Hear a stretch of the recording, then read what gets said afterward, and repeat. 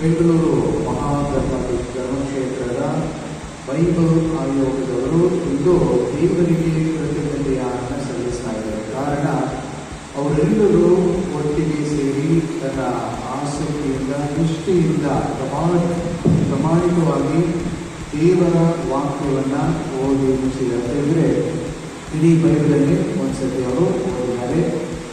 ಇದು ಅವರಿಗೆ ಅಂದರೆ ದೇವರ ವಾಕ್ಯದ ಮೇಲೆ ಇರುವಂತಹ ಆ ಒಂದು ಭಕ್ತಿಯನ್ನ, ವಿಶ್ವಾಸವನ್ನ, ಪ್ರೀತಿಯನ್ನ ತೋರ್ಪಡಿಸಿಕೊಳ್ತಾ ಇದೆ.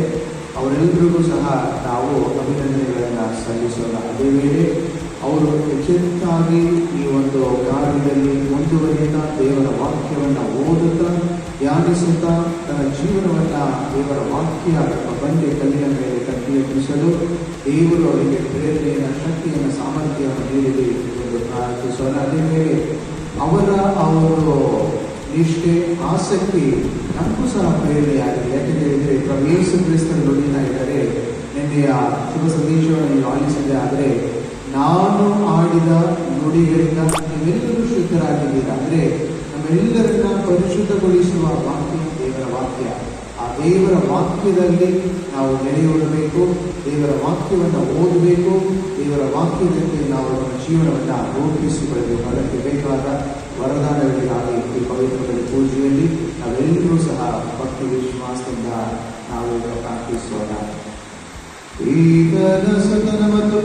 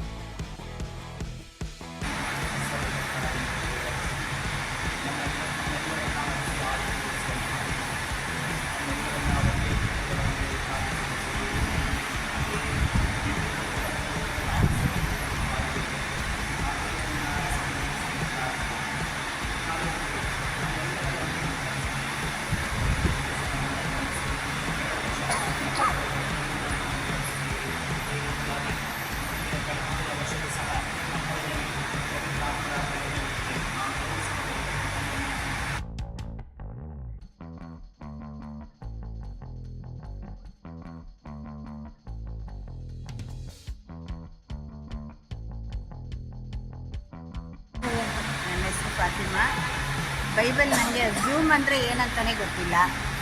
ಫಸ್ಟ್ ಟೈಮ್ ಝೂಮ್ ಓಪನ್ ಮಾಡಿ ಅಂತ ಇವರ ಬ್ರದರೇ ಆನ್ ಮಾಡಿಸಿದಾಗ ಯಾರೋ ಮಧ್ಯೆ ಈಗ ಓದಂಗಾಯಿತು, ಯಾರೋ ಮಾತಾಡಿದರು. ನಾನು ಕಿರ್ಸ್ತಾ ಇದ್ದೀನಿ, ಇದು ಏನೋ ಆಯಿತು ಜೋರಾಗಿ ಕಿರ್ಸ್ತಾ ಇದ್ದೀನಿ. ಇವರು ಅಲ್ಲಿಂದ ಬ್ರದರು ಏನೂ ಆಗಿಲ್ಲಮ್ಮ, ನೀವು ಸುಮ್ಮನೆ ಓದ್ರಿ ಅಂತಾರೆ. ನನಗೆ ಯಾರೋ ಏನೋ ಮಾತಾಡ್ತಿದ್ದಾರೆ ಅವ್ರಿಗೆ ಕೇಳಿಸ್ತಾ ಇಲ್ಲ ಅಂತ ಒಂಥರ ನೀವೆಲ್ಲ ಓದಿ ಅಂತ ಎನ್ಕರೇಜ್ ಮಾಡೋದು, ನೀವೇ ಓದ್ಬಿಡಿ. ಸರಿ, ನಾನು ಓದ್ಬಿಟ್ಟೆ. ಅಲ್ಲಿ ಏನೂ ಬರ್ತಿಲ್ಲ, ಝೂಮು ಏನೂ ಬರ್ತಿಲ್ಲ, ಬರೀ ಮೊಬೈಲಿಗೆ ಹಿಡ್ಕೊಂಡು ಓದ್ಬಿಟ್ಟೆ. ಓದಾದಮೇಲೆ ಒಂದು ಫೋನ್ ಮಾಡಿ 3/4 ಗಂಟೆ 1 ಅವರ್ ಕ್ಲಾಸ್ ತೊಗೊಂಡು, ಏನೂ ಆಗಿಲ್ಲಮ್ಮ, ಕ್ಲೀನಾಗಿ ಬಂತು, ನಿಮಗೆ ಬರುತ್ತೆ, ಹಿಂಗೆ ಮಾಡಿ ಹಂಗೆ ಮಾಡಿ ಎಲ್ಲ ಹೇಳ್ಕೊಟ್ರು. ನನಗೇನು ತಲೆಗೆ ಹೋಗಲಿಲ್ಲ. ನಿಮ್ಮದು ಹಂಗಾದ್ರೆ ನಿಮ್ಮ ಫೋನ್ ಚೆನ್ನಾಗಿಲ್ಲ, ನಿಮ್ಮ ಎಂಥ ಫೋನು ಬೇರೆ ಏನಾದರೂ ಇರ್ಬೋದು, ಫೋನ್ ಚೆನ್ನಾಗಿಲ್ಲ ಅಂದರು.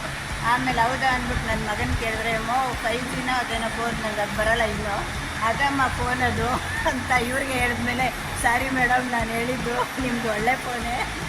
ಹಾಗೆ ನನ್ನ ಮೊಬೈಲ್ ಅಂದ್ರೇನು, ಝೂಮ್ ಅಂದ್ರೇನು ಅನ್ನೋದು ಫಸ್ಟು ಒಂದು 2 ಇಯರ್ ಬೈಬಲ್ ಸ್ಟಾರ್ಟ್ ಆದಾಗಲೇ ಬೈಬಲಿಂದನೇ ನನಗೆ ಗೊತ್ತಾಗಿದ್ದು ಈ ಥರ ಎಲ್ಲ ಓದ್ಬೋದು, ಎಲ್ಲರಿಗೂ ಕೇಳುತ್ತೆ ಅಂತ. ಈಗ ಬೈಬಲ್ ಓದ್ತಾ ಇರೋದನ್ನ ನಮ್ಮ ಮನೇಲಿ ಡೈಲಿ ಕೇಳ್ತೀನಿ ನಾನು. ತುಂಬ ಅದರ ಅನುಭವ, ಅದ್ಭುತಗಳನ್ನ ನಾನು ಹೇಳೋಕ್ಕೆ ಸಮಯ ಸಾಕಾಗಲ್ಲ. ಅಷ್ಟೊಂದು ಅದ್ಭುತಗಳು ನನಗೆ ಚಿಕ್ಕ ಪುಟ್ಟದಿಂದ ಹಿಡಿದು ನಡೀತಲೇ ಇರುತ್ತೆ. ಅದು ಎಕ್ಸ್ಪೀರಿಯೆನ್ಸು ನನಗೆ ತುಂಬಾ ಅದ್ಭುತವಾಗಿದೆ. ಅದೆಲ್ಲರಿಗೂ ನಾನು ಸಮಯ ಇದ್ದಾಗ ಹೇಳ್ತೀನಿ, ಒಂದೊಂದು ನನಗೆ ನೆನಪಿರೋದು. ಈಗ ತಕ್ಷಣಕ್ಕೆ ನನ್ನ ಬೈಬಲಿಂದ ತುಂಬ ತುಂಬ ತುಂಬ ತುಂಬ ಆಶೀರ್ವಾದ ದೊರಕಿದೆ ಅಂತ ನನಗೆ ಧನ್ಯವಾದ. ನಾವು ಬೈಬಲ್ ಓದೋದ್ರಿಂದ ವಿಷಯ ತಿಳ್ಕೊಳ್ತೀವಿ, ದೇವ್ರ ಜೊತೆ ಮಾತಾಡೋ ಥರ ದೇವ್ರು ನಮಗೆ ಆ ವಚನದಿಂದ ನಮಗೆಲ್ಲ ತಿಳಿಸ್ಕೊಡ್ತಾರೆ. ತಿಂಗಳಲ್ಲಿ 12ನೇ ತಾರೀಕು ನಾವು ಓದೋದು ಸಿಸ್ಟರ್. ಡೇಟು ಫಿಕ್ಸಾ? 12 ಡೇಟು. ಅದು ಓದ್ಬಿಟ್ಟು ಮರ್ತೋದ್ರೆ ಪಾತಿ ಮ್ಯಾಮ್ ಅವರು ಜ್ಞಾಪಕ ಮಾಡಿಸ್ತಾಯಿದ್ರು. ಫೋನ್ ಮಾಡಿಬಿಟ್ಟು ನಿಮ್ಮದಿದೆ ಇವತ್ತು ಓದೋದು ಅಂತ ಹೇಳ್ಬಿಟ್ಟು ಅವ್ರು ಜ್ಞಾಪಕ ಮಾಡಿಸ್ತಾರೆ. ನಾವು ಫಸ್ಟಿಂದ ಬೈಬಲೆಲ್ಲ ಓದ್ತಾಯಿದ್ವಿ. ಈಗ ಸ್ವಲ್ಪ ತುಂಬ ಇಂಟ್ರೆಸ್ಟ್ ಜಾಸ್ತಿ ಬಂದಿದೆ. ಬೆಳಗ್ಗೆ ಎದ್ದು ಫಸ್ಟ್ ಓದ್ಬಿಟ್ಟು ಆಮೇಲೆ ಕಿಚನ್ ಓದ್ತೀವಿ. ಇನ್ನು ಓದಬೇಕಂತ ಒಂದು ಇಂಟ್ರೆಸ್ಟ್. ನಮ್ಮದು 26ನೇ ತಾರೀಕು ಬೈಬಲ್ ಓದೋದ್ರಲ್ಲಿ ಎಲ್ಲ ಒಟ್ಟಿಗೆ ಕುತ್ಕೊಂಡು ಓದ್ತಾ ಇದ್ರಲ್ವ, ಅದೊಂದು ಖುಷಿ ಆಯಿತು ನನಗೆ. ಮಕ್ಕಳು ನಾವು ಎಲ್ಲರೂ ಕುತ್ಕೊಂಡು ಓದ್ತಾ ಇದ್ರಿ, ಒಟ್ಟಿಗೆ ಇದು ಜಪ ಹೆಂಗೆ ಹೇಳ್ತೀರ ಆ ಥರ ಕುತ್ಕೊಂಡು ಓದ್ತಾ ಇದ್ರಿ, ಅದೊಂದು ನಮಗೆಲ್ಲರಿಗೂ ಖುಷಿ ಆಯಿತು. Yeah, so this is a good opportunity for us to make use of it every day. So only I used to read the Bible. I just had a dream that my daughter as well as my husband, I want to involve in this. So this was a really fantastic, and the God has given this is the way that to proclaim the God's word. So really we are very happy to ಒಳ್ಳೆಯ ಅನುಭವ. ನಾವು Bible ಓದೋದು ಅಂದರೆ ಬರೀ ಓದ್ತಾ ಇದ್ವಿ ಅಷ್ಟೇ, ಆದರೆ ಕುಟುಂಬ ಜೊತೆಯಲ್ಲಿ ಓದಿದಾಗ ಒಂದು 4 ವಾಕ್ಯಾದರೂ ಎಲ್ರಿಗೂ ಸಿಗುತ್ತೆ ಅನ್ನೋದು ಒಂದು ಚೆನ್ನಾದ ಅನುಭವ. ಅಂತ ಇಡೀ ಕುಟುಂಬ ಬೈಬಲನ್ನು ಓದೋದಕ್ಕೆ ಸ್ಟಾರ್ಟ್ ಮಾಡಿದ್ಮೇಲೆ ಮನೆಯಲ್ಲಿ ಹೆಚ್ಚಿನ ಶಾಂತಿ ಅನ್ನೋದು ಮೂಡ್ತು, ಮತ್ತು ಓದೋದ್ರಲ್ಲಿ ದೃಢತೆ ಅನ್ನೋದು ಬಂತು. ನನ್ನ ಮಗ ಈಗ ತುಂಬ ಚೆನ್ನಾಗಿ ಓದ್ತಾನೆ ಅಂತ ಹೇಳೋದಕ್ಕೆ ಇಷ್ಟ.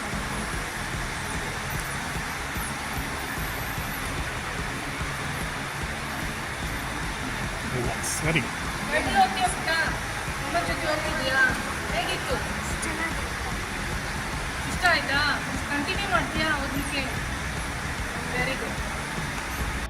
ನಾನು ಬೈಬಲ್ ಆ್ಯಕ್ಚುಲಿ ಸ್ಟಾರ್ಟಿಂಗಿಂದ ಓದಬೇಕಂತ ಪ್ಲ್ಯಾನ್ ಮಾಡಿ ಅದು ಬ್ರೇಕ್ ಆಗ್ತಾನೆ ಇತ್ತು. ಕಂಪ್ಲೀಟ್ ಅಂತೂ ಮಾಡೋಕ್ಕಾಗಿಲ್ಲ, ಕಾಲು ಭಾಗನೂ ಮುಗಿಸೋಕ್ಕಾಗಿಲ್ಲ. ಕೋವಿಡ್ ಟೈಮಲ್ಲಿ ಒಂದು ಆಪರ್ಚುನಿಟಿ ಸಿಕ್ತು, ಈ ಥರ ಬೈಬಲ್ ಮ್ಯಾರಥಾನ್ ನಡೆಸ್ತಿದ್ದೀವಿ ಅಂತ. ಆಗ ಸ್ಟಾರ್ಟ್ ಮಾಡಿದ್ದು ಓದೋಕ್ಕೆ. ನೈಟ್ ಆದರೂ ನಾವು ಕೋವಿಡ್ ಟೈಮಲ್ಲಿ ನೈಟ್ ಸ್ಲಾಟ್ಸೇ ನಮ್ಗೆ ಸಿಕ್ಕಿದ್ದು. ಸೊ ನೈಟು ನಮ್ಮ ಟೈಮ್ ಬರೋವರೆಗೂ ಕಾಯ್ಕೊಂಡಿದ್ಬಿಟ್ಟು 1 hour ಏನೋ ಕಂಟಿನ್ಯೂಸ್ ಆಗಿ ಆ ಥರ ಓದೋಕ್ಕೆ ಸ್ಟಾರ್ಟ್ ಮಾಡಿದ್ದು. ಫ್ಯಾಮಿಲಿಯಲ್ಲಿ ಪೀಸ್ ಇದೆ. ಬೈಬಲ್ ವೈದ್ಯವಾಗಿಂದ ನನಗೆ ತುಂಬ ಒಳ್ಳೆ ಎಕ್ಸ್ಪೀರಿಯನ್ಸ್, ಒಳ್ಳೆ ಅನುಭವ ಆಗಿದೆ.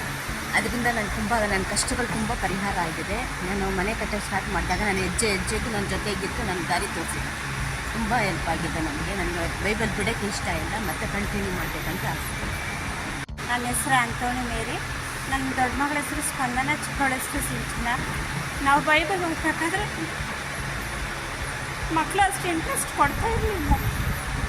ಅದೇ ಟೈಮಲ್ಲಿ ನಮ್ಮ ಯಜಮಾನ್ರು ಕೂಡ ಮನೇಲಿ ಜಪ್ಸಾರ ಮಾಡಿ ಅಂತಾಯಿದ್ರು, ಆದರೆ ಅವರು ಅಟೆಂಡ್ ಮಾಡ್ತಾ ಇರಲಿಲ್ಲ. ಬೈಬಲ್ ಓದೋದು ಸ್ಟಾರ್ಟ್ ಮಾಡಿದಾಗ ಅದು ದೇವರ ಕಳಿಸ್ತಾ ಇದ್ರೇನು, ಕರೆಕ್ಟಾಗಿ ಬೈಬಲ್ ಓದೋ ಟೈಮಿಗೆ ಅವ್ರು ಬಂದ್ಬಿಡೋರು, ಮನೆಗೆ ಬರೋರು. ಮಕ್ಕಳು ಅಕಸ್ಮಾತ್ ಕುತ್ಕೊಂಡಿಲ್ಲ ಅಂದರೆ ಮಕ್ಕಳನ್ನ ನೀನು ಯಾಕೆ ಕುತ್ಕೊತಾ ಇಲ್ಲ ಬೈಬಲ್ ಓದೋಕ್ಕೆ, ಹೋಗಿ ಕುತ್ಕೊಂಡ್ಬಿಟ್ಟು ಅವರು ಬಂದು ಕುತ್ಕೊಂಡ್ಬಿಡೋರು. ಬಟ್ ಓದೋಕ್ಕೆ ಬರೋಲ್ಲ ಅವ್ರಿಗೆ. ಕೆಲಸ ಮುಗಿದ ತಕ್ಷಣ ಮನೆಗೆ ಬಂದ್ಬಿಟ್ಟು ಬೈಬಲ್ ಮುಂದೆ ಕುತ್ಕೊಳ್ಳೋರು. ಇದೊಂದು ಅವಕಾಶ ಮಾಡಿಕೊಟ್ಟ ನಮ್ಮ ಅತ್ತೆ ಫಾತಿಮಾ ಅವರು, ನಮ್ಮ ಅತ್ತೆ ಅವರು, ಅವ್ರಿಗೂ ಮತ್ತು ಬೈಬಲ್ ನಡೆಸಿರೋರಿಗೆ ತುಂಬ ಕೃತಜ್ಞತೆಗಳನ್ನು ಸಲ್ಲಿಸ್ತೇನೆ. ಪ್ರೈಸ್. ಬೈಬಲ್ ಓದ್ದಾಗಿಂದ ಮನೇಲಿ ಸ್ವಲ್ಪ ನೆಮ್ಮದಿ ಶಾಂತಿ ಅನ್ನೋದಿದೆ. ಬೈಬಲ್ ನಾವು ಮುಟ್ತಾನೇ ಇರಲಿಲ್ಲ. ಬೈಬಲ್ ಮ್ಯಾರಥಾನ್ ಬಂದಾಗಿಂದ ಬೈಬಲ್ ನೆಟ್ಟಿ ಓದೋದು ನಮಗೆ ಒಳ್ಳೆಯ ಇದು ಕೊಟ್ಟಿದ್ದೀರ ಚಾನ್ಸು. ತುಂಬ ಅನು ಅಂದರೆ ಯಾವಾಗಲೂ ಓದ್ತೀವಿ ಬೈಬಲ್ಲು, ಆದರೆ ಇದು ಜೋರಾಗಿ ಓದ್ತೀವಲ್ಲ, ಜೋರಾಗಿ ಓದಿದಾಗ ಏನು ಮೂಲೆ ದೇವ್ರ ವಾಕ್ಯ ತಲುಪಬೇಕು ಅಂತ ಮನೆಯಲ್ಲೂ ತಲುಪಬೇಕು, ಆಚೆ ಕಡೆನೂ ತಲುಪಬೇಕು. ಆಮೇಲೆ ಒಂದೊಂದು ವಾಕ್ಯನೂ ದಿನ ಓದ್ತಾನೆ ಇರ್ತೀವಿ, ಅದೇ ಓದಿದ್ದೀವಿ ಇಷ್ಟು ವರ್ಷನೂ. ಆದರೆ ಒಂದೊಂದು ಸಲಿನೂ ಓದೋವಾಗ ಹೊಸ ಅನುಭವ ಆ ವಾಕ್ಯದಲ್ಲಿ ನನಗೆ ಸಿಗ್ತಾ ಇದೆ. ಆಮೇಲೆ ಮನೇಲಿ ಇಬ್ಬರು ಓದಲ್ಲ, ಯಜಮಾನ್ರು ಓದಲ್ಲ, ಮಗನೂ ಓದಲ್ಲ, ನಾನೊಬ್ಬಳೇ ಓದ್ತೀನಿ. ಮತ್ತು ಆನ್ ಮಾಡೋಕ್ಕೆ ಅವ್ರನ್ನ ಕರಿಬೇಕು, ಇವ್ರನ್ನ ಕರಿಬೇಕು. ಒಂದಿನ ಕುತ್ಕೊಂಡು ನಾನೇ ಕೇಳಿದೆ, ಯಾಕೆ ನಾನು ಓದೋಕ್ಕೆ ಬರ್ತಿದ್ದೆ, ಓಪನ್ ಮಾಡೋಕ್ಕೆ ಬರೋಲ್ಲ, ನಾನೇನು ಮಾಡಿದೆ ಅನ್ನೋವಾಗ ಓಪನ್ ಮಾಡಿಸ್ಕೊಡ್ತೀನಿ. ಇವಾಗ ನಾನೇ ಓಪನ್ ಮಾಡ್ತೀನಿ, ನಾನೇ ಓದ್ತೀನಿ, ಯಾರು ಕರೆಯಲ್ಲ. ಒಂದು ಓದಬೇಕು ಅಷ್ಟೇ, ದಿನ ಓದ್ತೀವಿ, ಓದಲೇಬೇಕು ಅನ್ನೋದೊಂದು ಇದೊಂದಿದೆ. ಮತ್ತು ಎರಡನೇ ಸಲ ಓದೋದು ನಮ್ಗೆ ಒಂದು ಅದೃಷ್ಟ ಸಿಕ್ಕಾಗೆ. ಎಷ್ಟೋ ಕೆಲಸ ಕಾರ್ಯ ಇರುತ್ತೆ, ಆ ಕೆಲಸದಲ್ಲಿನೂ ದೇವರು ನಮಗೆ ಒಂದು ಅರ್ಧ ಗಂಟೆ ಅವ್ರ ವಾಕ್ಯನ ಓದೋದಕ್ಕೆ ಅವಕಾಶ ಮಾಡಿಕೊಟ್ರು. ಇದು ಯಾರ್ಯಾರಿಗೂ ಸಿಗಲ್ಲ, ಆಯ್ಕೆ ಯಾರು ಮಾಡ್ಕೊಂಡಿದ್ದಾರೆ ಅವ್ರಿಗೆ ಮಾತ್ರ ಸಿಗುತ್ತೆ ಅನ್ನೋದು ನಮಗೆ ಥ್ಯಾಂಕ್ ಯು. ಬೈಬಲ್ ವಾಕ್ಯನ ನಾವು ಅರ್ಥ ಮಾಡ್ಕೊಂಡು ಓದಬೇಕು ಅನ್ನೋ ಆಸೆ ಇದೆ. ಅದನ್ನು ಸ್ವಲ್ಪನೇ ಅದರಲ್ಲಿ ಬಂದಿದೆ. ಮತ್ತು ಅದನ್ನ ಓದೋದು ಸ್ಪಷ್ಟವಾಗಿ ಓದಿ ಬೇರೆಯವ್ರನ್ನ ಅರ್ಥ ಮಾಡ್ಕೊಳ್ಳೋ ಹಾಗೆ ನಾವು ನಿಧಾನಕ್ಕೆ ಸ್ಪಷ್ಟವಾಗಿ ಓದಿ ಅರ್ಥ ಮಾಡ್ಕೋಬೇಕು. ಬೇರೆಯವರು ಅದನ್ನು ಕೇಳಿಸ್ಕೊಂಡು ಅರ್ಥ ಮಾಡ್ಕೋಬೇಕು ಸ್ವಲ್ಪ ಅಂತ ಪ್ರಾರ್ಥನೆ ಮಾಡಿ ಸ್ಟಾರ್ಟ್ ಮಾಡಿದಾಗ ಮನಸ್ಸಿಗೆ ಒಂದು ಸಮಾಧಾನ ನೆಮ್ಮದಿ ಕೊಡುತ್ತೆ. ಆ ವಾಕ್ಯನ ನಾವು ಅರ್ತ್ಕೊಂಡು ಅದೇ ಥರ ಜೀವನ ಮಾಡಬೇಕು ಅಂತ ನಮ್ಮ ಜೀವನದಲ್ಲಿ ಅಳವಡಿಸ್ಕೊಂಡು ನಡಿಬೇಕು ಅಂತ ಆಸೆ ಆಗ್ತಿದೆ. ಅದಕ್ಕೋಸ್ಕರ ದೇವರಿಗೆ ಕೊಟ್ಟಾನು ಸ್ತೋತ್ರ ಸಲ್ಲಿಸ್ತೀನಿ.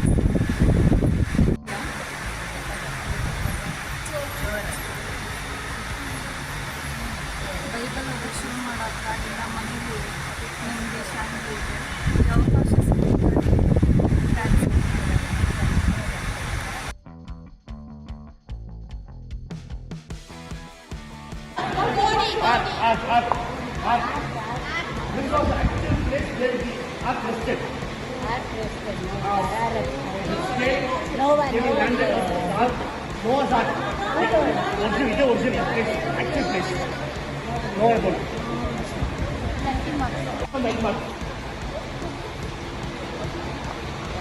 ಹೌದು.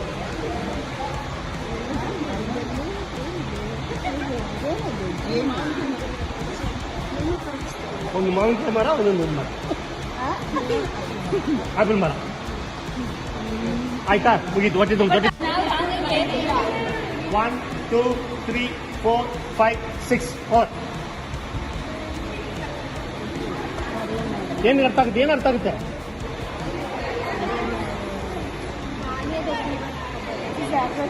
No, what? Oh, this is something ಆಮೇಲೆ ಹೇಳ್ತೀನಿ. 4 ಒಂದೇ. ಹೌದು. ಇಂಟು ಆಮೇಲೆ ಇರ್ತೀನಿ ಇಲ್ಲ 3 ಆದ್ಮೇಲೆ. ಇಲ್ಲ ಇಲ್ಲ ಇಲ್ಲ ಇಲ್ಲ ಇಲ್ಲ ಇಲ್ಲ 4 ಒಂದೇನೆ.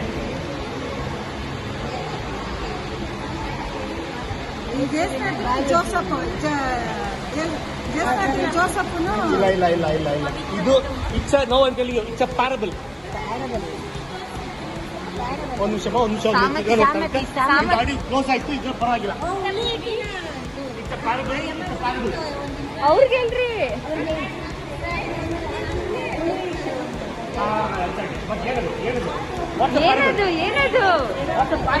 ಏನಾದ್ರು ಹೆಸರು ಅದನ್ನ ಹೇಳ್ರಿ, ಅವ್ರು ಹೇಳ್ಬಿಡ್ತಾರೆ ಇವಾಗ.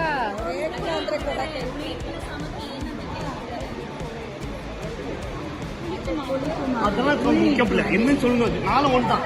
இது வந்து மரத்தில் மஸ்டர்ட் சீடு பற்றி, இது உள்ள இது பொறிச்சு வைக்கிறத பற்றி இது உள்ளது நிறைய கல்லுங்களை ஒன்று மட்டும் மாணிக்கம் தெரியும்.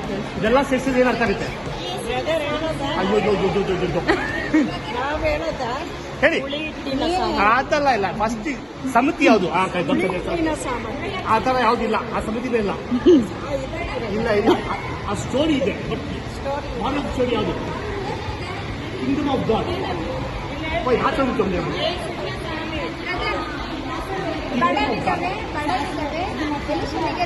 ಅದಲ್ಲ ಇಲ್ಲ, ಅದಲ್ಲ ಏನಿಲ್ಲ. ಕಿಂಗ್ಡಮ್ ಆಫ್ ಗಾಡ್, ದೇವರ ಸಾಮ್ರಾಜ್ಯ. ಯಾರು ಹೇಳಿಲ್ಲ, ನಾನು ಹೇಳಿದೆ.